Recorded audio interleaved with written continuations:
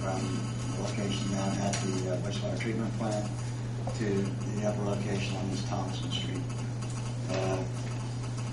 Basically, when we started in 2007, we just wanted to put the administration building down below the location of the plant. At that time, we took that out of the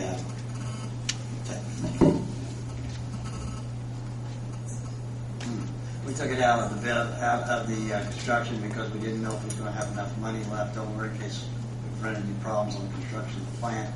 So it was bid as an alternate, and when the construction costs came in, we decided at that time it would be better to remove that. When you're doing a larger model job, a very old plant, you never know exactly what you're going to find underground. So we wanted to keep more of that money set aside for contingencies in case we hadn't had it. Luckily, we didn't run into any major problems, major cost overruns, and that left us approximately $1.6 million for construction of the administration building. And looking at the two different places, the reason that I'd like to move it is basically we'll have a reduced cost of the building itself. I think we'll have a larger visitor parking area because the way we had to park down at the bottom down there, they had to walk a little far to get to the building. I think we'll have a little bit better public access at that building. Sewage plants aren't the greatest smelling things at times. So basically, by moving up the hill, we hope we get a little more visitors. Right now, we get very few people from the city coming down. In fact, very few people really know where we're at. We will have a larger building site, so in the future, if anything needed to be added to that building, it could be.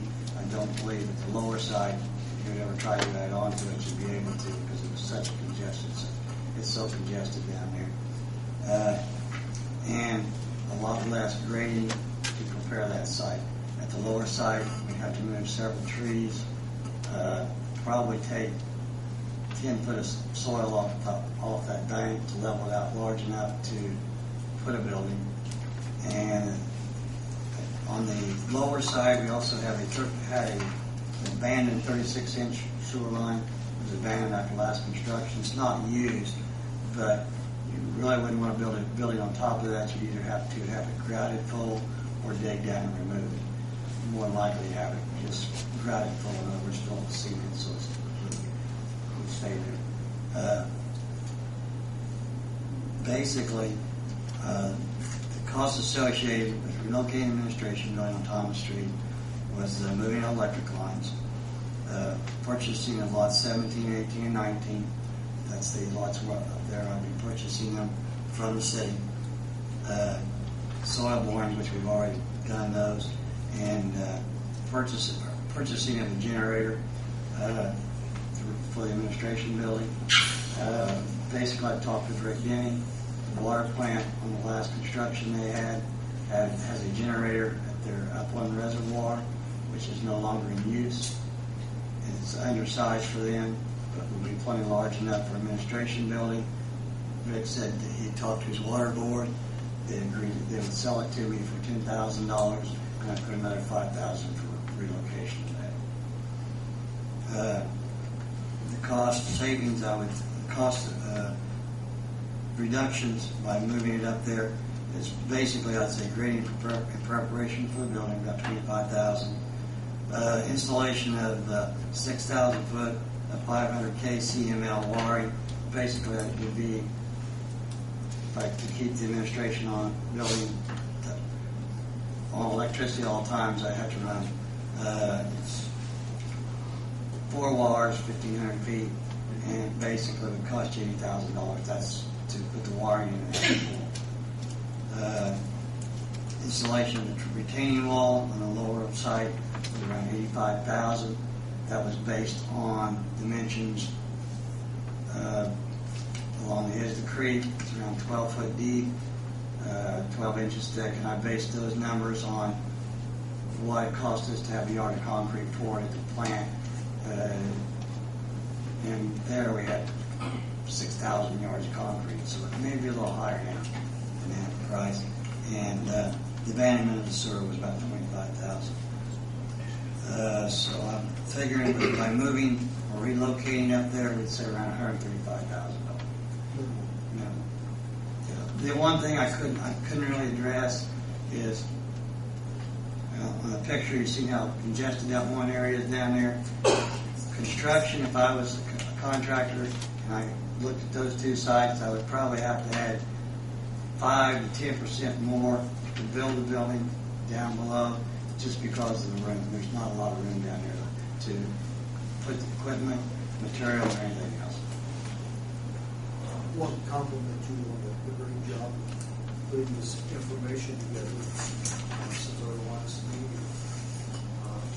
I also want to thank you for, even after we hired a designer, go back and rethink the position of the building. Fine job, Jeff. There is one thing I'd like, good job, Jeff. You worked hard here. I do have something you might want to explain to them, how we determine the price and value of the property. Okay, basically what I did is I looked at the properties around there, just looked at their assessed values. Residential assessed value on property is around $8,000 down there. Then I also looked at the commercial property in that area, basically the corner store, and it was assessed at $10,000 per lot on the county assessment records. And basically the 3 lots that I'm looking at are to purchase they're zoned commercial. So that's where I came up with the $10,000 apiece. So we don't have to have appraisal with one city and a capability with another.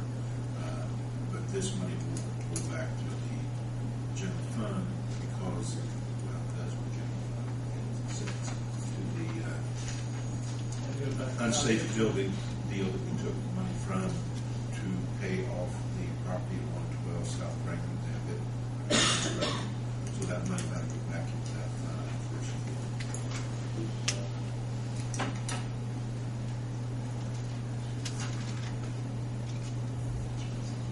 So I guess what I'm requesting is permission to purchase the 3 lots on the city of Greensburg for $10,000 per lot. Permission to move the building to those lots.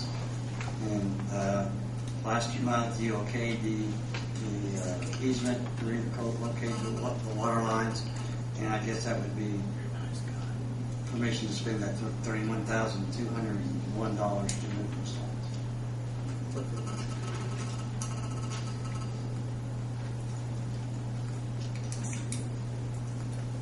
Discussion.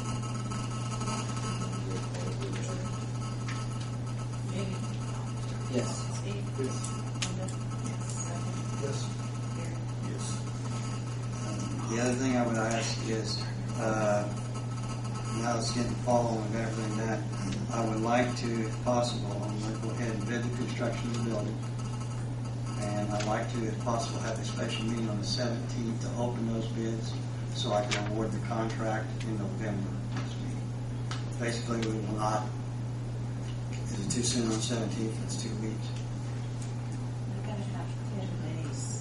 The first advertising has to be 10 days before the opening. Okay, today's third.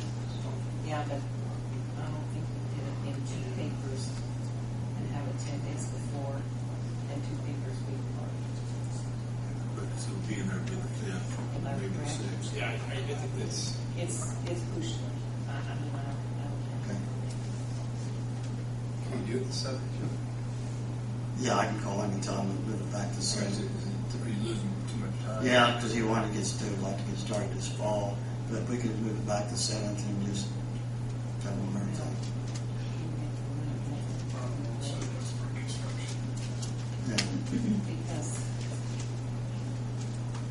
see, they have to have it. It's crazy now in advertisements and everything for the 2 papers and everything has to be in. It goes to, on Wednesday, that's when it goes in on the times. Okay. And I don't think we can get there, it won't get there in time for.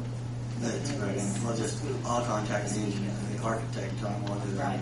we'll do the bid opening on the regular scheduled meeting on the 7th. so that way I'll give you plenty of time. I can get advertised as far as the bidding goes. Then you'll, because I'm hearing you've got the awarding of the contract on the 7th. Yes, So you'll want to have a quick turnaround, maybe a special, Board meeting a week later after that, if we could do that. is that possible? I mean, I think your concern is the loss of time. Because I'd like to get started. We're gonna have another meeting right after Well, I wasn't real sure about that. I know that the committee was going to meet. I wasn't sure if the board was going to meet.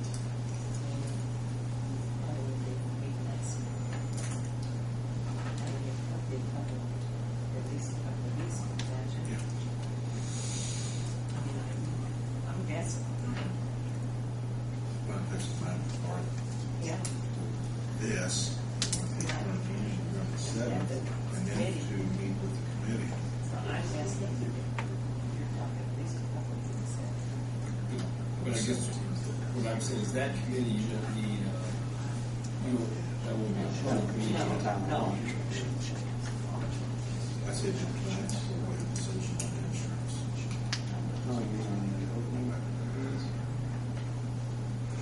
But I was just thinking, because I asked him, I was thinking in my head, for the advertisement, there's no way we can advertise for this product. That's when we, Yes, that's what they do. Done once, and they only print it on Wednesday. If I remember, it's 17 Is it 17 days? Well, no, it's a minimum meeting between. I can't remember, maybe 10 days before. But the first week is, has to be 10 days before the opening. See, I don't have that in front of me. Yeah, and I don't even, you can do it twice. Yes, Yeah. big part. you advertise it for a week later, it has to be advertised again, within 10 days after that. I think it's, the opening is 10 days from the first. My mind is So thinking. you're talking 3 days after the 7th. I mean, I think you could do it on Maybe. board works up. See, that's what I was. And that would give Jeff enough time to still have it on his. 7th or what, yeah, that would still be But fine. I don't always, I don't have that in front of me to read that all. I don't think it changed it. It used to be. Well, could we move forward under that, under the assumption that it leaves us enough time, then Jim and I can look at it real quick, frankly. I mean, yeah, I was down there, pull that out, look at it, I don't know. But I'm just saying, it's 10 days from the first advertisement. Could be, but then you gotta advertise with 7 days later. I gotta advertise the week, but yeah, it's at 10 days after. So then it'd be 3 days after it comes to the paper, the 2nd. But that's not the problem. The Really. problem is that first Yeah. advertisement. That's, from the time you open it up, that very first advertisement, that's what we have to ensure get right. That's when the 7 days will be. Now, the weekly is printed, it goes to print on the Wednesdays for that Friday. Why do we have to advertise the week? It's 2 papers. The daily and weekly is 2 papers for it. Well, my field is really- We have to advertise in 2 papers. So it's the daily and the weekly. That's 2 papers. Mr. January, then we need to verify that the council approves which paper. It's the Greensburg daily and but that's, you have to advertise in 2 papers, and that's 2 papers. If this is holding us up, like Otherwise, the we have- Greensburg Daily News on weekly or daily, then we need to be looking at the Republic and the Greensburg Daily News. If you have 2 papers, you have to advertise in those 2 papers. If you only have 1, then you can advertise in another one. Now, this right now, it's holding us up, it's delaying us to do what we have to do. Yeah, but that's Greensburg Daily News. I don't have anything over that. Well, we can't next year. I don't think you can. Republic's daily, right? Pardon? Republic is daily, correct? The statute is you advertise, if you have two papers, you advertise in those two papers. If you don't have two papers, you only have one paper, then you advertise in another paper besides your paper. You're saying We you have have two two papers. If you have two papers within the community. Yeah, You have to advertise in those two papers. Which they're public people. No, Greensburg has two papers. Has Greensburg daily and weekly. Every week, one news, That's, yeah, On the street. that's considered, right, that's considered a newspaper. we can't have another newspaper that doesn't have the same distributor here in Greensburg. When you advertise in any other paper you want to, you have to advertise about two papers. And then that doesn't make myself clear. Well, can we, for this purpose, is it okay to set up the 24th? That would give Jeff. Yeah, that's the quickest way to do it. See how we're dealing with a weekly newspaper. Yeah, we are. And we always have that for the newspaper. And they go to print. Everything has to be in there on Wednesday. In order for that to go on. Correct. We'll discuss the paper right now.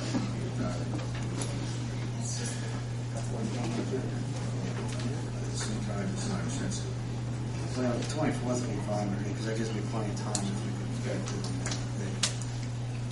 What time would you like to meet on the 24th? Hey, what day's 24th on? Monday? Can everybody make it that day? 6. 6 would be fine. 6 p.m. Work for the rest of the week. What date? I would make a report to the board of members as, if we could even do 6:30. That's, I mean, the later, What's the date? the 24th. Yeah. But like,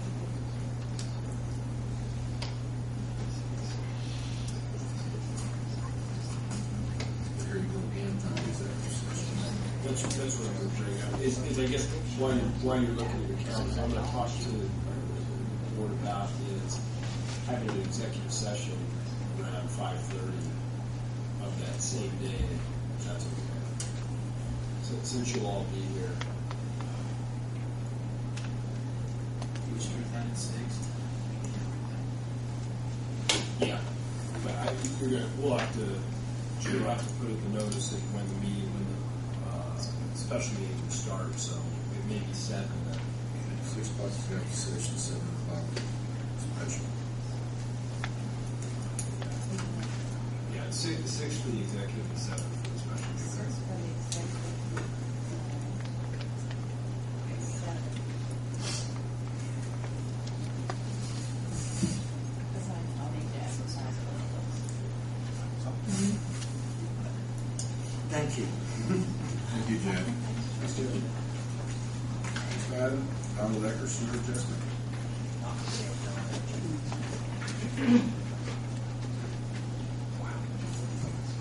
Good evening. In your packets, you should have received the request from the Fair Board for a leak adjustment on the sewer portion of their bill. This leak was an underground leak. It's coming before the board because it exceeds a $500 limit that I'm allowed to adjust in the office. I did look at it a couple different ways. Typically, our policy states 12-month average, and their consumption varies because of what it is. And I looked at the last 3 years of that same period, and it did make a difference of $95 and a penny. So, requesting the adjustment either way.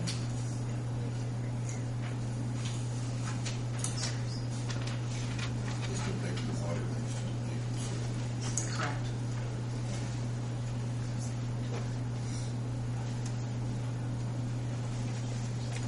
Motion's recommendation that we allow the adjustment using the second figure of the 12-month average from June 2011 to 2011.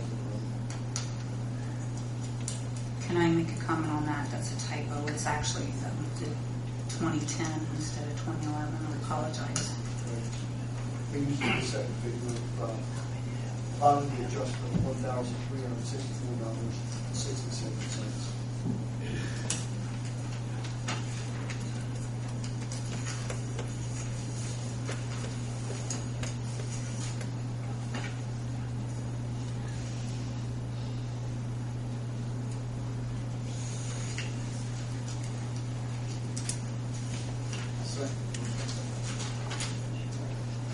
Any more discussion? Hearing none, roll call vote, please, Jim. Jamie? Yes. Linda? Yes. Steve? Yes. Roger? Yes. Gary? Yes, ma'am. Thank you. Item on the agenda, I believe Tom Works, our representative from Sterling Insurance Group, is here. Representative from Wood County Insurance, would you like to address the board?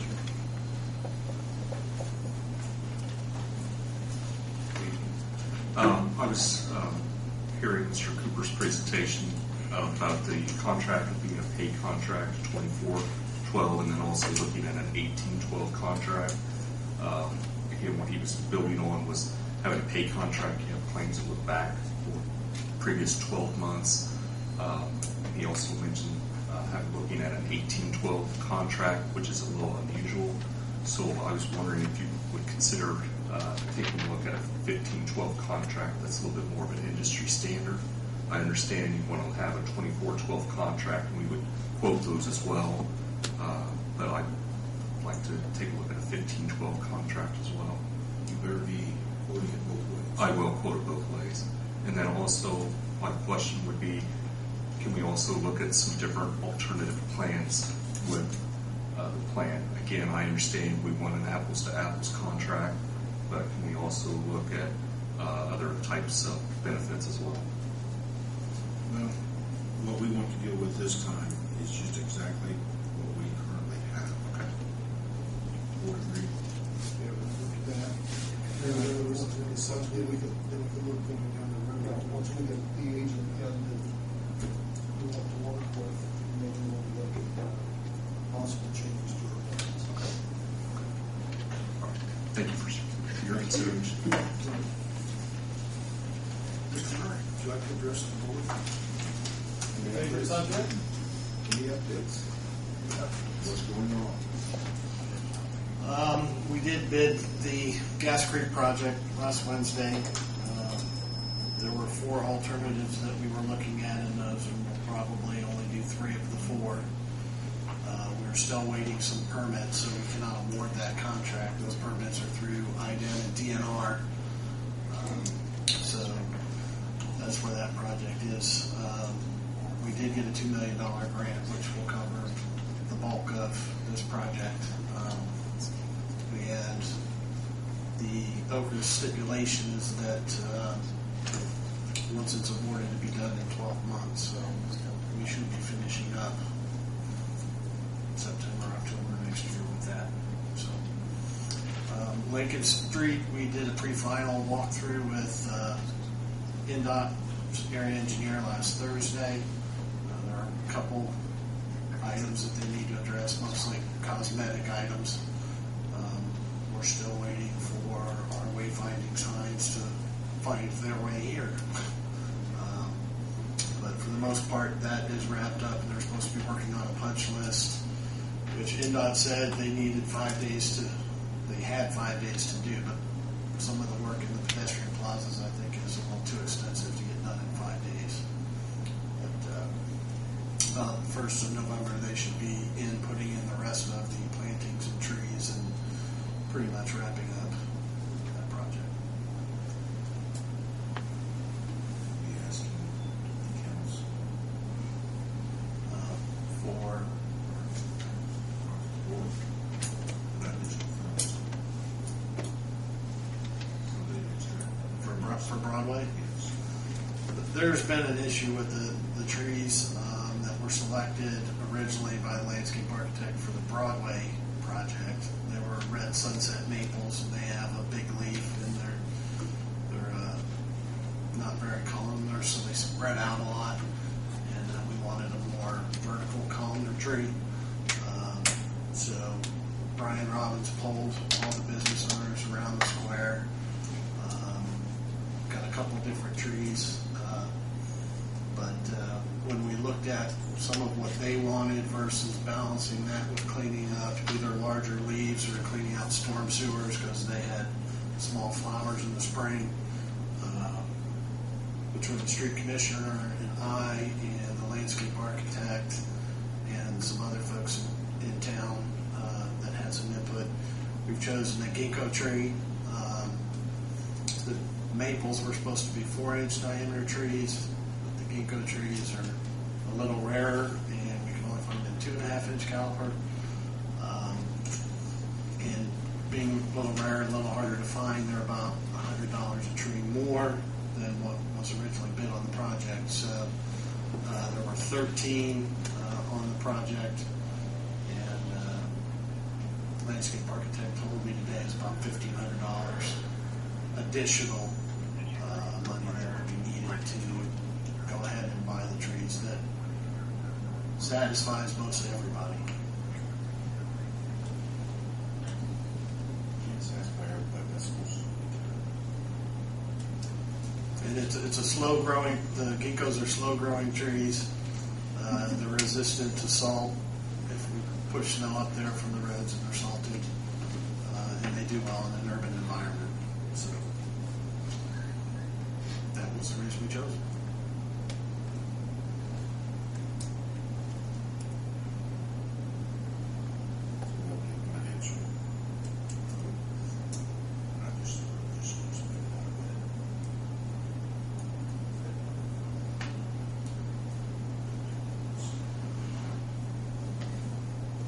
Any questions? The stoplight, there's sensors at Bersham, the little sensors. Sensor leads? This stoplight is really, I said there's no cars anywhere, there's something, they know if they actually have it on. We were there while they were programming that one. We know we need to take the new public right-of-way access guidelines have changed the walking pace from what the ADA guidelines used to be, down from 4 feet per second to 3.5 feet per second. So really, Baruchel time is not enough. You get stuck in that island and you don't have enough time to cross before it turns red. So we're going to be doing some rework and timing of that signal anyway. Another question, the speed limit in Lincoln was 35, well, Bersham was 30. It seems like Lincoln will be saying probably 30, and Bersham will be 35. I don't know. I was not part of the plans were done when I got here, but unfortunately, the design speed on the cover sheet of the plans was 35, and it's been signed that way. We've had some discussions in staff meeting. That speed is actually set by ordinance, and there's been discussion on whether we need to change it by ordinance to 35 or put signs up for 30. But it is signed the way it was supposed to be in the plans, and the design speed was 35. I wish it was all uniform. 30 mile. You're out there, you're going by fields and you're going 30. But you go by Ponderosa at 35. I find it hard to get up to 35, but I was always driving down it during construction, trying to be, aware of the guys. And talking about traffic light timings. On Franklin Street, turning onto Main Street, that's an all-day wait.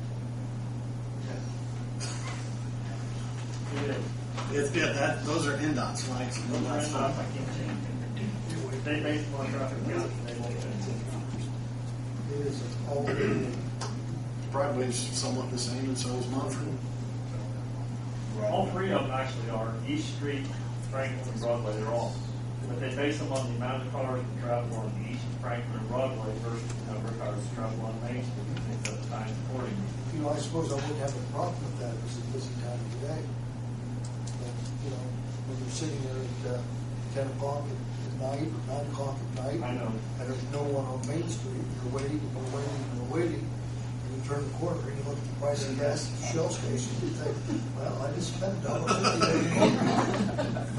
Unfortunately, what they do, Rodney, from what I've been told, the way they do it is about 10,000 cars, 2,000 cars, you wait 5 times longer than they wait. And it doesn't matter if it's during the rush hour or if it was 3 in the morning, you still do. Now, the I don't believe they have signals. Yes, they do. The bypass is different because they have newer, more modern controllers. If you've ever noticed that on the bypass after 11 o'clock, coming in on 421, you pull up on a signal loop and it changes instantly and shuts down the bypass. These don't have that capability. Stacy, would you tell your officers if they see right there, turn left in the red, and it's clear, it's okay? Arrest immediately. Do you still have the license plate Dr. King on there? Because, you know, I hate to see what might happen, you know. Anything else? Any other questions? Thank you. Tim? Board, last week there was a request by Economic Development Corporation and the Housing Authority to rent office space or lease office space in City Hall. What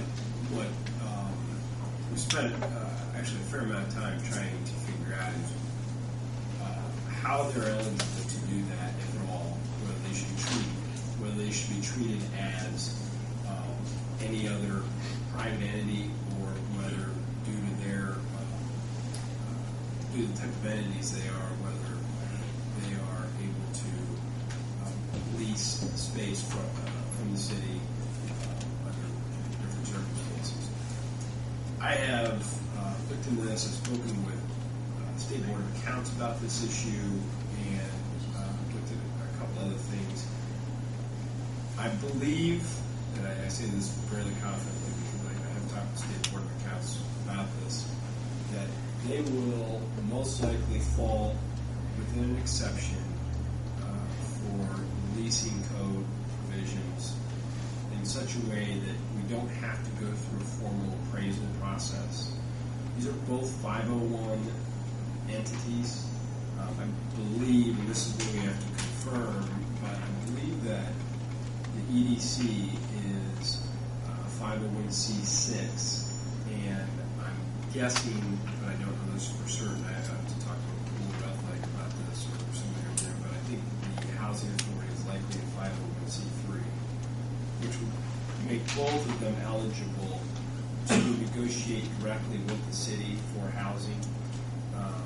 When I spoke with the State Board of Accounts, they indicated that this would be pretty well accepted for the reason that both entities provide services to the city, and having them located at one location likely is not going to cause any problems for the city.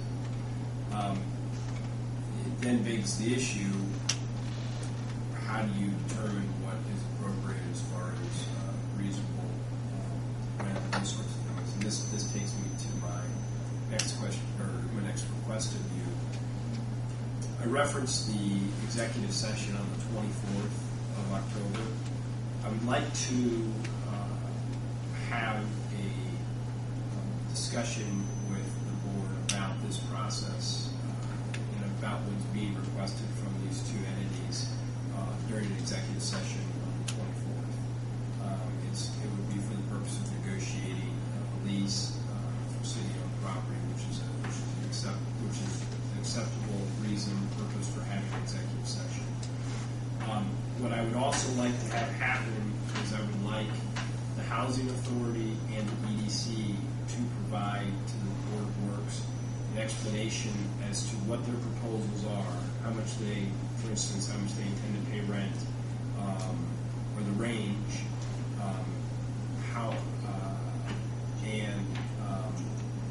what services they provide to the community, which I think goes hand in glove with why it would be that you would allow them to in fact rent at City Hall. because, you know, your average retailer can't rent here, or wouldn't rent here, or be permitted to, I guess is what I would say. And these are services being provided to the community. I think it's appropriate to ask them to lay out what it is the services that they're providing. And then we can take that, presumptively, we give a deadline of 17th of October to provide us this information.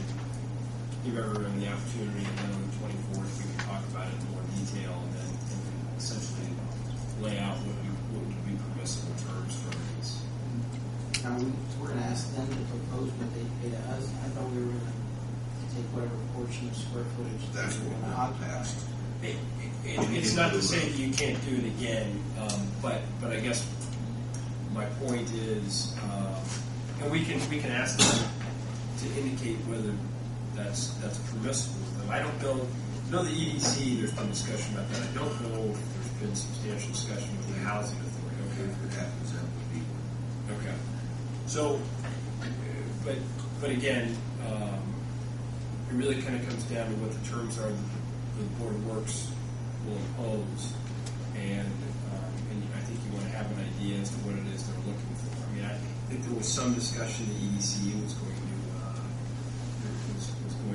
improvements to that location, and whether that would constitute an offset to rent, those sorts of things.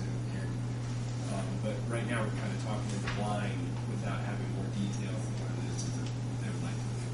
They're looking at it should be modern upgrade, similar to what we've done here. Was pretty much enough information so you can I would constitute that, yeah. I mean, I think we're constitute that. I think we need a little more information to be educated, and they seem to have that. Housing authority, when they're renovating anything, if they try to utilize the small office, it's all possible. It's too small to have they don't have as much. Another room here in City Hall, it's not 100% if they would come, they're trying to get every, on their eyes dotted, T's crossed, and see what they could or can. They get so much per month administrative fee. Now the administrative fee they have to pay the waiver, office rent. So we're not getting much. Now, the other housekeeping take care of those offices. Yeah. If what will probably happen, they may away our house. The office is clean. They may clean it themselves.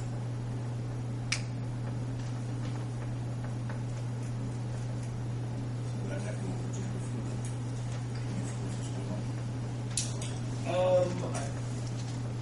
Yeah, I don't know about that. I mean, I think the 24th would probably be more informational, and Would you like to have the housing authority representative and the EDC representative attend that day, the executive session, to make sure they can't attend the executive session. They're actually strictly prohibited from attending. But I think that's the purpose of the letter, is that they should provide all that information. So that's good. Anything else from the board? Anything from the audience? Clarification for Steve, I pulled the plans on the Montgomery Road. The maximum amount that the road is raised at any one point is probably about 26 inches. Back at the Fleetwood Drive, your point of concern, the maximum it raises anywhere throughout that width of that Fleetwood Drive is probably less than 4 inches. It starts just north of there, and it concludes before you get to the driveway going up to Steel Technologies. It'll all be blended in.